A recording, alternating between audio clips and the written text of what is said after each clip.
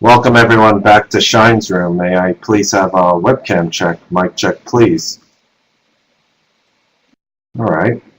Well, had to shoot over to the city here today. I have a special guest with me here today. We'll be introducing him shortly. I'm sure you've seen him before. I've seen on CNN and CNBC and other such professional broadcasting networks right here. But just how I got into the city. It's a bit of a trip and a travel, and don't look now, because now you'll know that I just wear shirts and ties with, apparently my underwear on. So I'm just emptying out my pockets, get a little comfortable here. Let's get ready to go. All right. Good to go. All right, so sort of doing this thing, just came into the city right now, still looking at the markets here. We're looking at, can't even see my light speed, so, okay. All right, so we were taking a look at the markets here, and we were seeing just, you obviously had a lot of action, silver and gold on the table. I appreciate that, April. I did take off my SLV too early. Let's just take a look at a chart right here, see what I was looking at. And again, through that gap fill level, I needed to see an explosion down through 31.94, your September 6th high. That was your perfect gap fill. Also, the low of 31.48 is the critical daily support underneath it. So when we came back to the 5-minute chart, right here is where I was buying SLV, just right near the dead bottom of the day. It was a quick little pop. I sold my 6,000 shares and I smiled.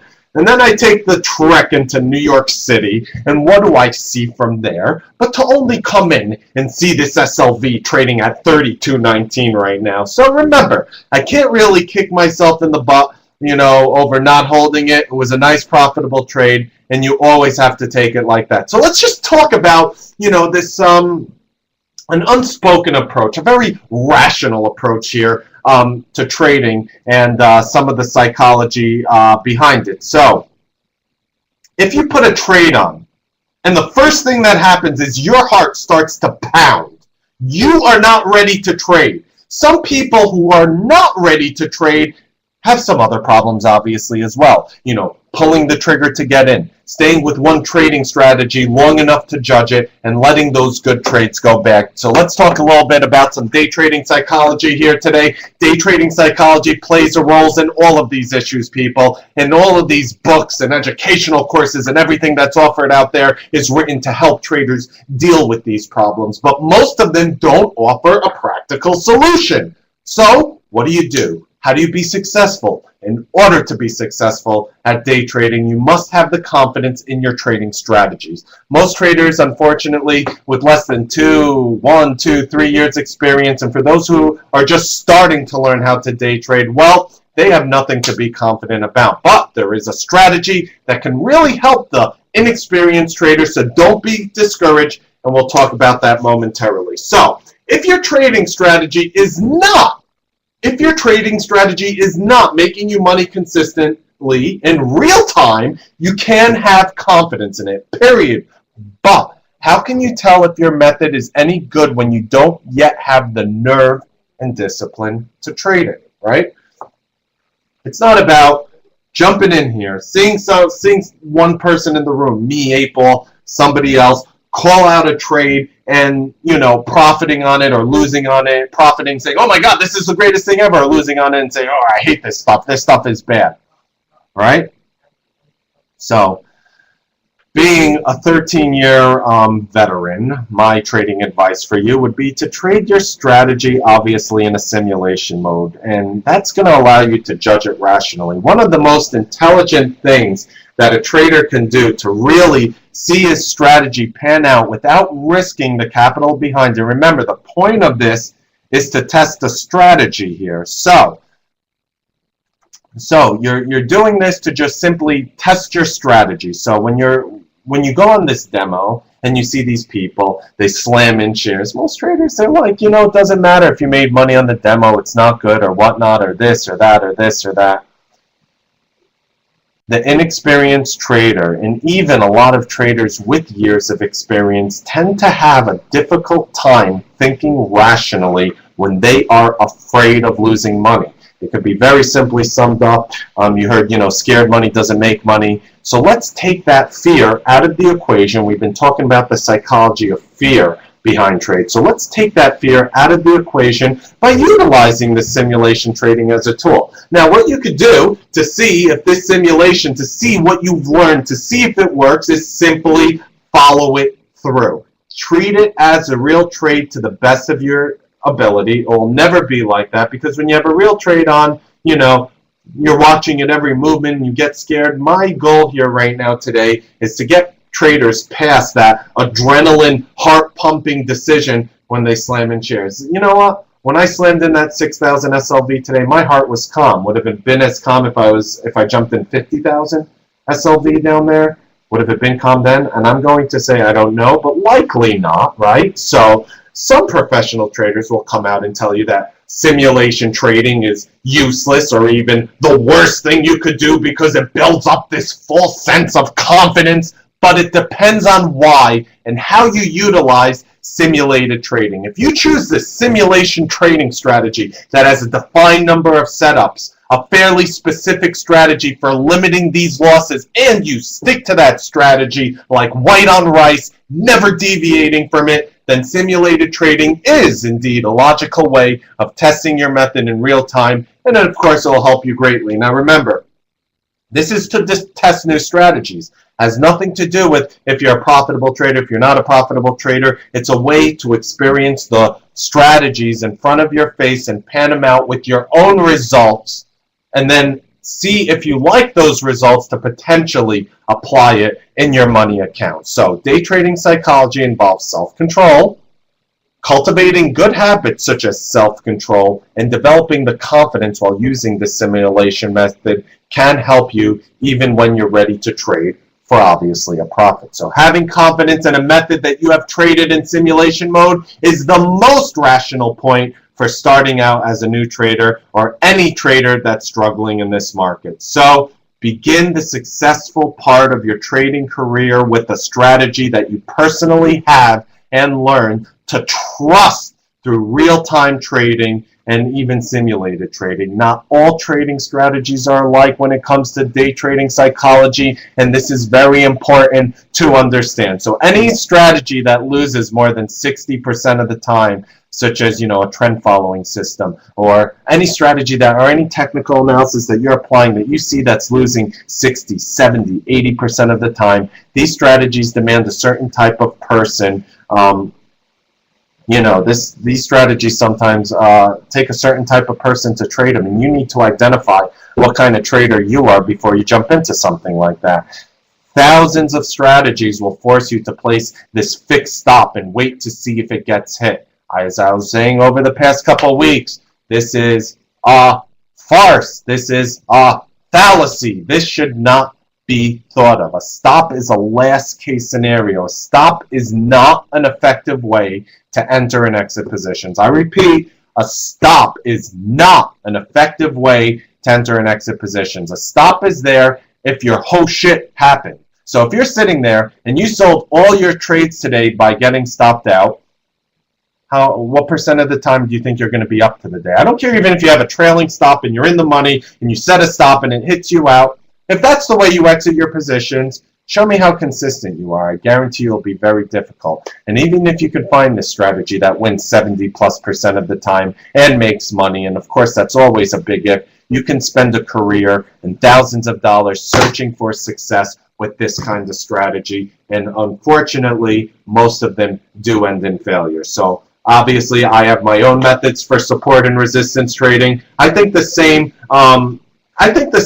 thought process goes behind all of it. Whether you're using a Bollinger Band support or a Fibonacci retracement support or a channel support or a candle support or any support that you deem worthy can be effective for your trading. But besides for myself being able to make money in this market on a consistent basis for 13 years, it just happens that I happen to have this rational approach to day trading psychology. And today we're going to have a special guest. I know you guys have been looking forward to seeing him for a while. You ready to come in? You ready to come in, April? All right, we're going to have April here live.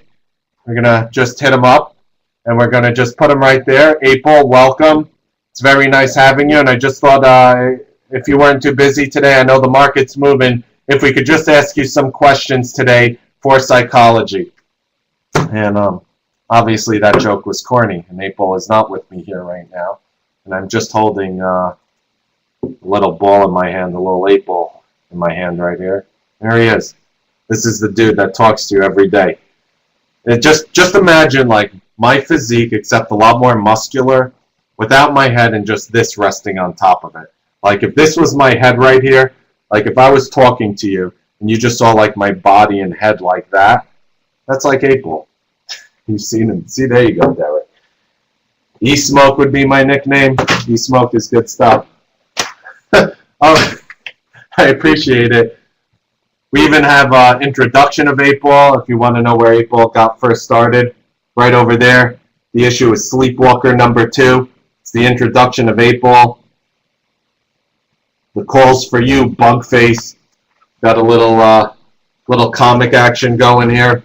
But all kidding aside, when it comes to this market like this, you have to realize, if a logical support stop is at 50 cents, I want you to think of the following. Let's say you see a stock, and you see a stock, you want to buy it at $30.50, because that's where the support is, and the stock is at 31, and it might get to 30.50, and it might not, but if it does, and your support level is right there at 30.50, you have to always interpret that potential blip through that level where it'll try to flash through and get the spike up. So with that SLV from earlier, you have to realize when I was buying it on bottom of the day lows, I had a completely technical reason for doing it.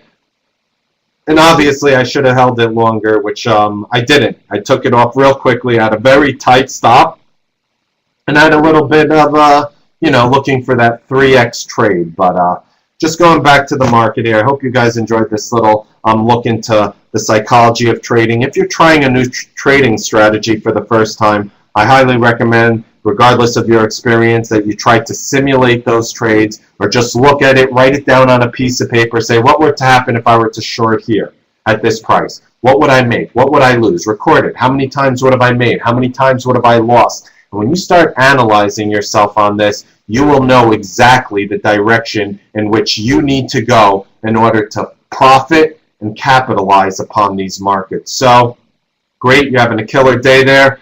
I'm having a decent day. Molly Core punched me in the teeth for $1,100, but still thinking of jumping back in. The Green Mountain Coffee calls, awesome. Facebook calls, awesome. Q's puts were a little more awesome before.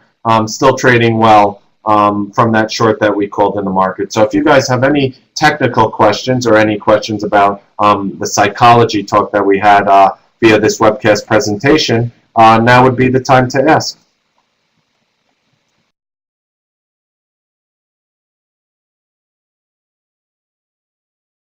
Rest of the summer, good stuff.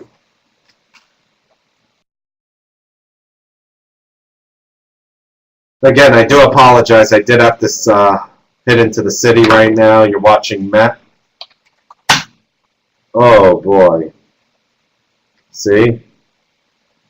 That Met was one crazy move. Started falling out of bed. Putting in a bear flag digestive pattern, much like SLV is. Let's take a look at, you see, I was on the bus before you mentioned that, Peter.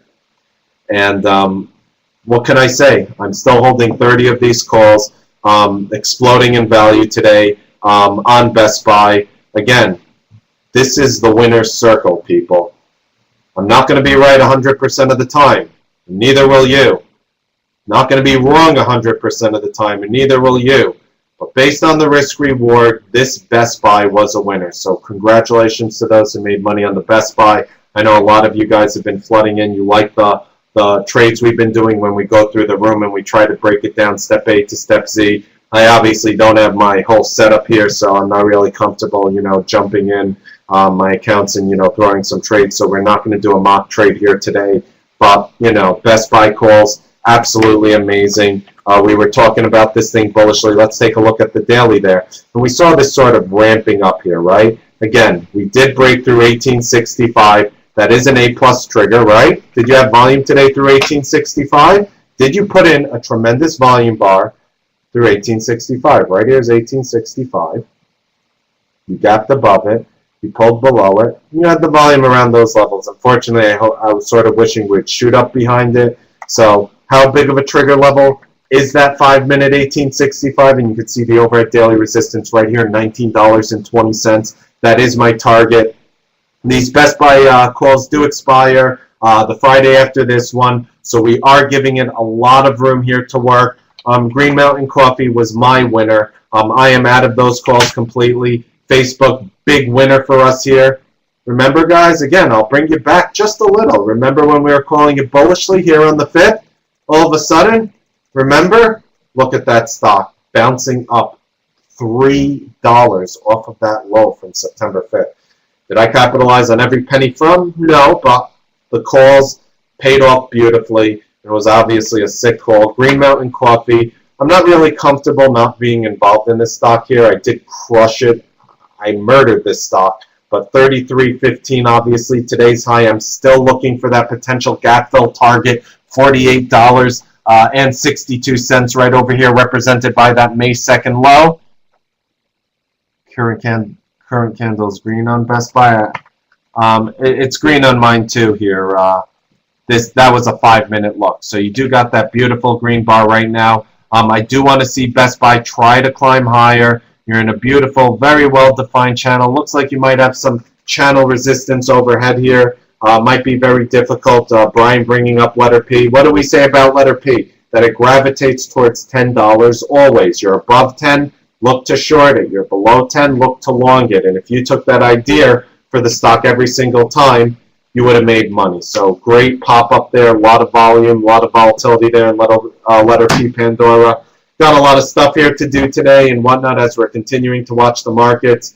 And, we're just going to move on with this presentation unless you guys have any last questions. Again, I do apologize for being late today on this webcast presentation. And I just want to talk a little here about psychology today and some of the trades we've been doing. We caught the Green Mountain Coffee. We caught the Facebook. We caught the Best Buy. We caught these names moving. And we did take a large piece of meat, a chunk of flesh out of that trade. So very, very nice job.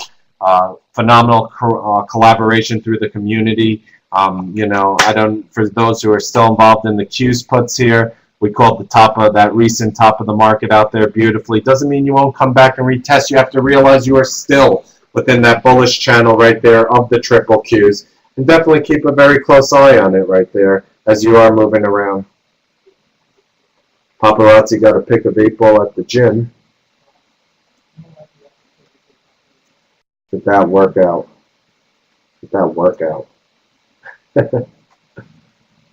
Some nice shoes there. Were they Converse? All right. So, again, hope you guys are having a wonderful day here. Again, I do apologize for jumping in late on this webcast presentation as I had to travel in from the city here today. But nonetheless, happy trading, make money. I hope you guys enjoyed this webcast presentation, and we'll see you guys here on the live